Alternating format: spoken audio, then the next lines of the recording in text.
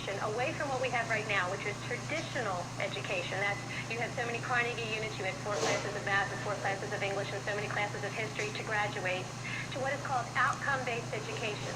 What is the difference between what we had before and what the new regulations are? Before, with the EQA, the state had control down to the district level and could control curriculum planning, which was aimed at targeted subgroups of children. But we had children who did not conform. Outcome-based education does not say the school will teach.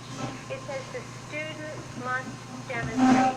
And through the computer, the control goes down to the individual child. Your child will conform, or they will not move forward. They will meet the goal. So where is it coming from? Where is the driving force? What we found is not being driven by education. It's being driven by the big industries. That's who's driving the changes. When we read the scans talked all about what we need to have the proper worker of tomorrow.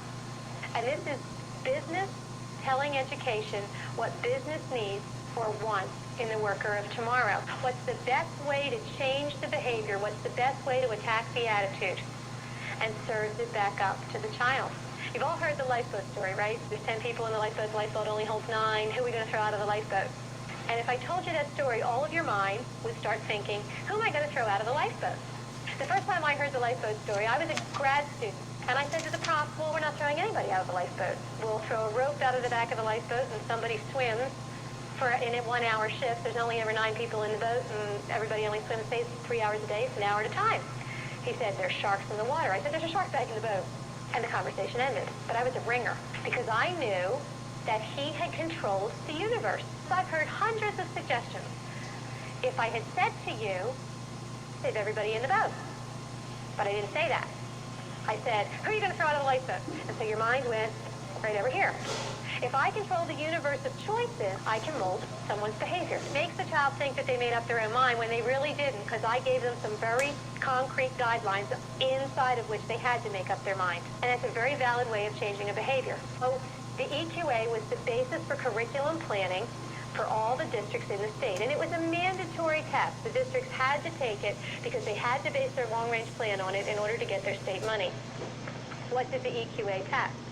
It tested locus of control, whether you are an internally motivated person or an externally motivated person, whether you stand up against a crowd or whether you go with the flow. And they scored it. There was a right answer to the attitude question. The right answer was go with the flow. How do I vary reward and punishment to make you do what I want you to do? Sample question. There was an organization called the Midnight Marauders. They went out at midnight and spray painted all over everybody's walls. I would join the group if, A, my best friend were a member of the group. The child could say yes, no, or maybe. The correct answer was yes. I would join the group if all the popular kids were members of the group. Yes, no, or maybe.